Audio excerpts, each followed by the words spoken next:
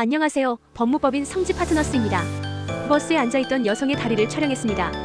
지하철이나 버스 등 공공장소에서 타인을 몰래 촬영하였다면 카메라 등 이용 촬영죄에 해당합니다. 오늘은 본 죄명과 처벌 수위 그리고 그에 대한 대응 방법을 알아보겠습니다. 글을 시작하기 전 저희 법인에서 진행한 사례를 먼저 소개하겠습니다. 버스몰카 변호인의 도움으로 벌금형 선고된 사례. 의뢰인은 불법 촬영으로 혐의를 받아 인천 사무소에 방문해 조력을 요청하였습니다.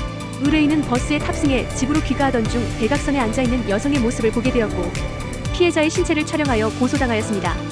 대리인은 버스몰카 사안을 빠르게 해결하기 위하여 의뢰인과 상담을 진행하였고 구체적인 사건 정황을 파악한 뒤 의뢰인에게 유리할 수 있는 정황을 수집해 조력하였습니다. 먼저 선처를 구하기 위하여 피해자와 합의를 시도하였는데요. 진심으로 사과의 말을 전한 후 상대방의 피해가 회복될 수 있도록 합의를 진행하였습니다. 또한 의뢰인은 근로자로서 가족의 생계를 부양하고 있으며 이 사건으로 직업을 잃게 된다면 재산상 불이익이 발생하여 다른 가족에게도 해가 발생할 수 있음을 주장하였습니다. 아울러 본인의 잘못을 인정하고 재범을 방지하기 위하여 관련 교육을 이수하는 등 재범하지 않겠다 다짐하고 있는 점을 거듭 강조하였습니다. 그 결과 의뢰인은 실형을 면하고 벌금형을 선고받아 원하던 결과를 볼 수 있었습니다. 몰카라 불리는 불법 촬영 범죄는 카메라 또는 그와 유사한 기능을 갖춘 기계를 이용하여 타인의 신체를 그 의사에 반하여 촬영해 성적 수치심을 유발하는 행위를 말합니다. 버스몰카를 하였다면 성폭력 범죄의 처벌 등에 관한 특례법 제14조에 따라 형을 선고받습니다.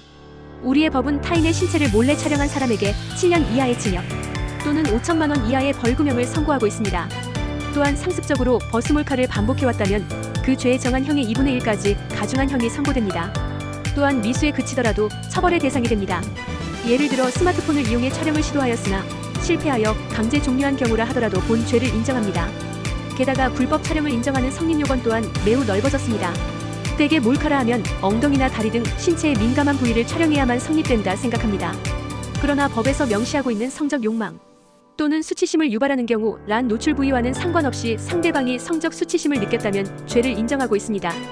또한 특정 부위를 확대하거나 부각하지 않았을 때도 죄를 인정하며 피해자의 옷차림과 노출의 정도, 촬영자의 의도 및 촬영된 각도, 촬영에 이르게 된 경위 등을 종합적으로 고려하여 죄의 유무를 판단합니다.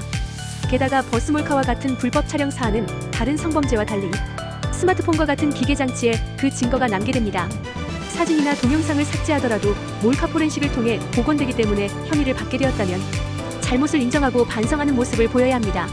만일 혐의를 부인한다면 수사기관과 재판부에 부정적으로 비춰질 수 있으며 결과에도 악영향을 줄 수 있으니 주의해야 합니다.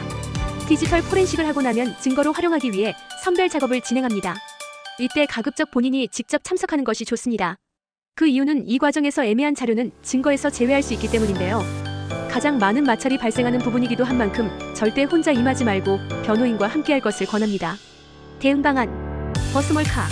선처 여부는 합의에 달려 있습니다. 모든 형사 사건이 그렇듯 피해자와 합의하는 것이 매우 중요합니다. 합의 여부에 따라 형이 크게 달라지기 때문에 합의를 시도해야 합니다. 다만 무턱대고 합의하는 것은 부정적인 영향을 줄 수 있으므로 변호인이 대리하여 합의를 진행하는 것이 좋습니다. 버스몰카는 타인의 성적 자유와 수치심을 침해하는 행위이며 성범죄 중에서도 재범률이 매우 높은 사안에 속하여 수사기관 및 재판부는 본 사안의 죄질이 매우 불량하다 판단하고 있습니다. 구속되어 수사가 진행되는 사례가 적지 않으며 중형이 선고되는 경우도 상당합니다. 법정에서 죄가 인정될 시 보안 처분도 부과될 수 있으므로 혐의를 받게 되었다면 사건 초기부터 변호인과 다방면으로 대응하기 바랍니다. 이상 법무법인 성지 파트너스였습니다. 감사합니다.